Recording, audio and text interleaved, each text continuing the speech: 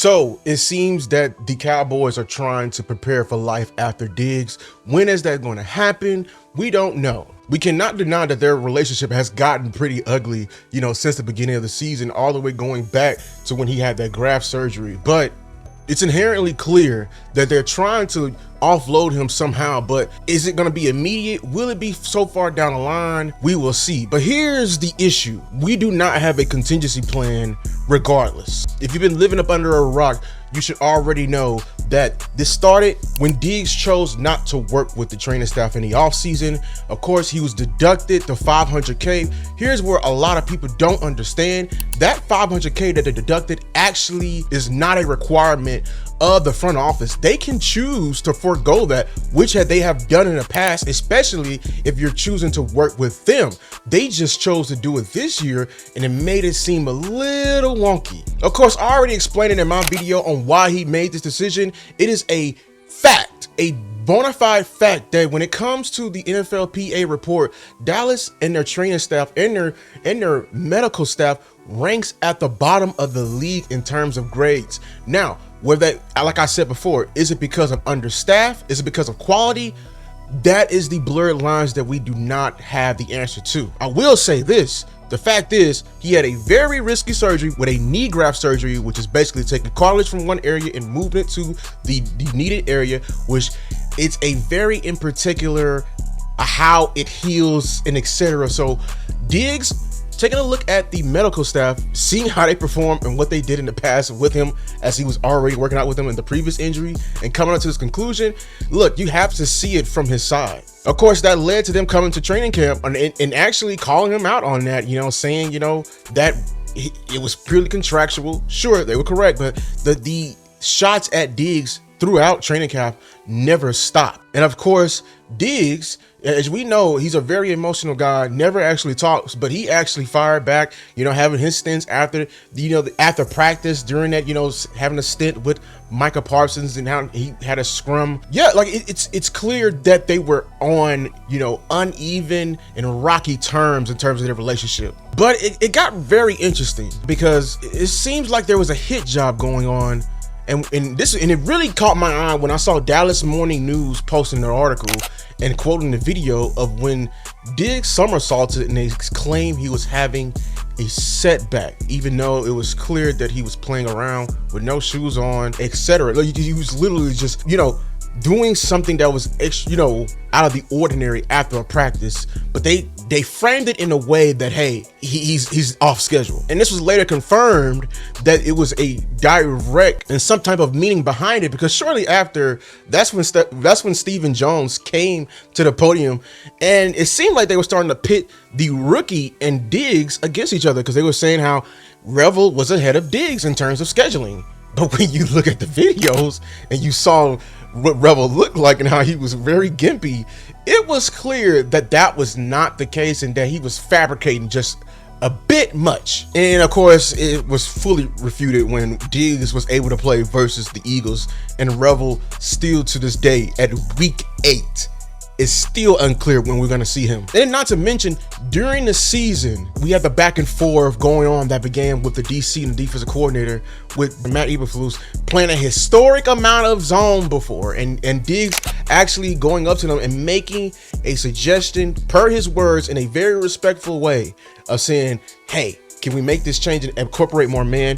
We do that in the Jets game, and then it happened after the Jets game during that week, where the media twisted the words and saying, hey, do you think playing man validated Trevon Diggs? And that's when Matt Eberflus stood on his pride. So you're now all caught up. Now let's get to the nitty gritty, because Cowboy Nation is like, oh, let's trade Diggs, get him out of here. I'm done having it on my team. Oh my God. And it's like, are we going to make the exact same mistake again? We bicker, we bitch, and it's funny because we're literally the insane ones. Like, how many times are we going to do this? Keep trading away key star players and not having a legitimate, good plan B behind them, because there are plenty of situations of where a similar situation happened.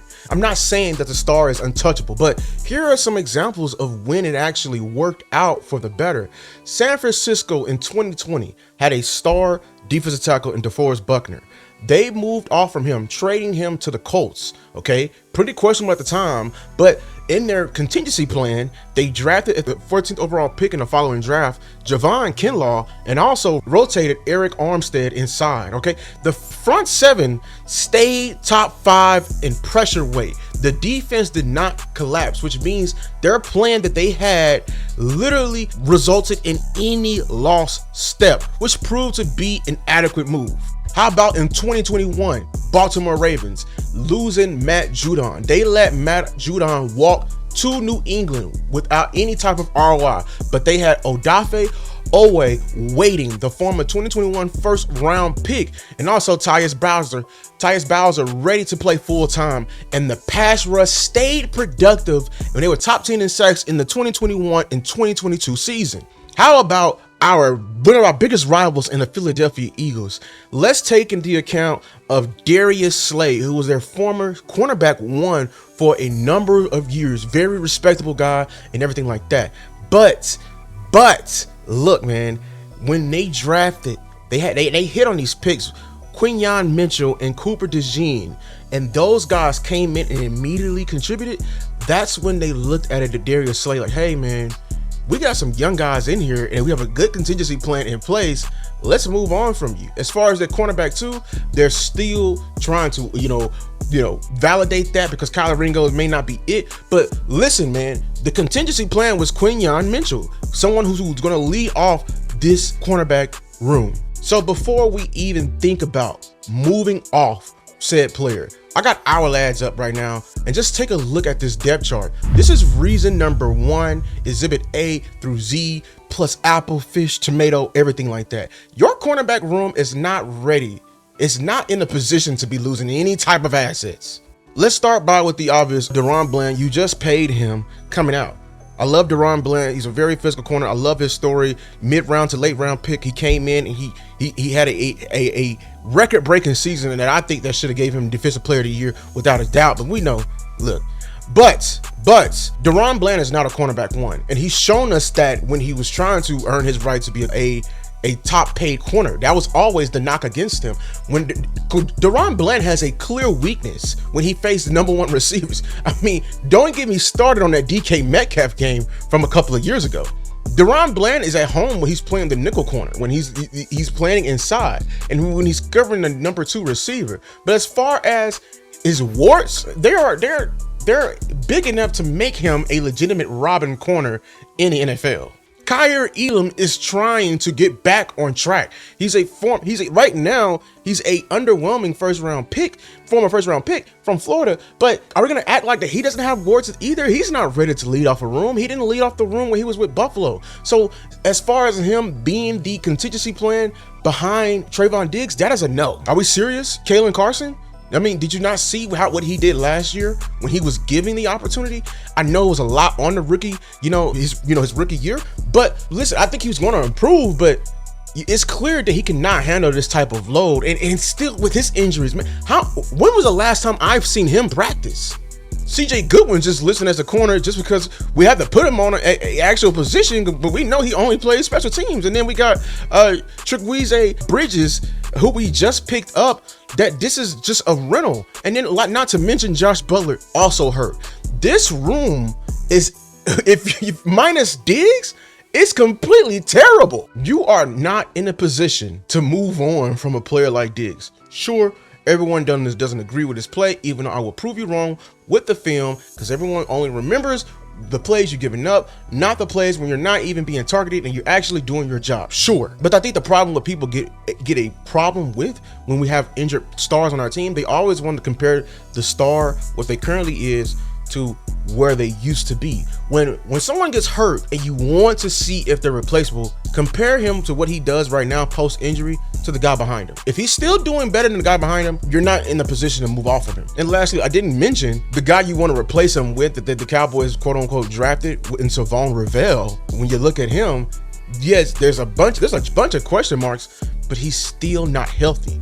Like, he's still not healthy. He still has a giant knee brace on his arm. He still looks like he's not moving in himself. And you drafted him, and even though I hated the pick at the time, I love the player, but I hated the pick at the 3rd round because it's like you drafted him knowing that he would not be himself, and like not the first year.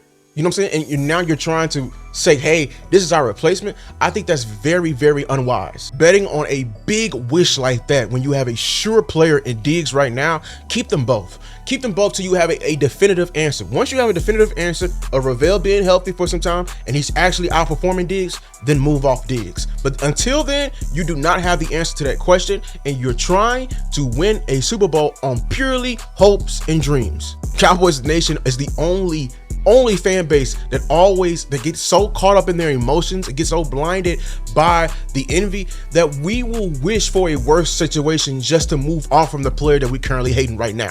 In 2018, we wanted to get rid of Diggs, and you know what I'm saying? And then we were awarded wide receiver by committee, Allen Hurns, Thompson, and Terrence Williams, which is it was a horrible flop, and it cost you spending a 1st round pick to get Amari Cooper to save your season, which ultimately worked. But if you do that, and you, let's say if you go and get a Amari Cooper, does it still cost you a 1st? Because I think the Raiders took advantage of your sunken place in your desperation. In 2022, you traded Amari Cooper for a 5th round pick and a pick swap, horrible trade. And then you paid a Michael Gallup that literally just came off surgery in February. You wanted him to play in August. It was the ultimate. That was really bad. And then you also tried to bring in Brandon Cooks to fix it. That was horrible. 2023, we got Zeke up out of here because we could never have 2 of anything. We had Pollard and Zeke, but we said, let's go all Pollard. And then, not to mention, you lost the power element and your red zone efficiency suffered. Your red zone percentage literally was terrible because you didn't have the power back no more. Then you didn't even keep Pollard. So now we're still trying to fill that void to this day in 2025. And then, not to mention the ultimate goofy one of all is when in this year with Micah, like literally, you literally decided not to pay one of your best players ever, and you thought you can get done with a committee of edges and literally being sold the thought of that you can scheme up pressure to replace Micah. How idiotic is that? You really thought you can sell me Donovan Ezeraku to be Micah, or Marshawn Nealon to be Micah, or Sam Williams to be Micah? That's what we were warranting when we were really saying, this whole group is better together when you pay a Micah Parsons. So what is the solution now? How do we go forward from this, Lou? How do we do this? What are we supposed to do? Cowboy Nation, here's how you do it. First and foremost, mend that relationship between Diggs and Eberflus. This past game should have showed you that Diggs was right. We needed more aggressive pressures and aggressive coverage base, and look what you did to the Washington Commanders. You completely dismantled them. The answer to this is not to look at that game and say, look how better we play without Diggs. That is such a brain dead way to look at that, because we know Diggs is a primarily good man corner. You did good versus literally wide receiver 3s. It was Luke McCaffrey and Robbie Chosen, and you're selling to me that the cornerback room did better without Diggs? I'm sorry. We encourage a channel of football savants. We don't do none of that narrative talk over here. So after that, nurse your corners back to health.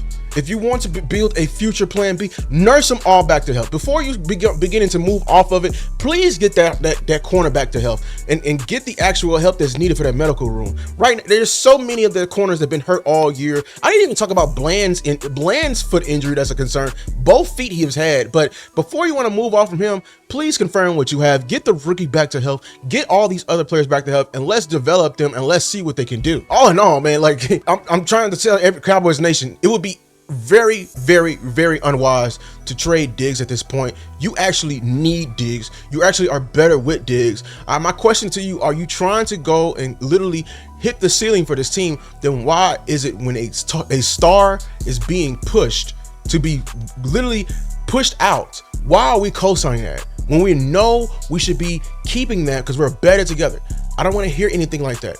I'm sorry. The narratives of that he's a locker room cancer, those are lies. It's in the actual quotes he's saying, the way he phrased it, it's clear that the media literally twisted that into a question that literally pried and poked at Eberflus. We got to stop trying to have such a discounted and actually pocket watching and watching these guys, the money they're making. I'm sorry. First of all, it doesn't count that you signed him for a discount, but we are better as a defense with him on the field. That's been my time, Cowboy Nation. Make sure to like, subscribe the video, hype the video. Until next time, peace.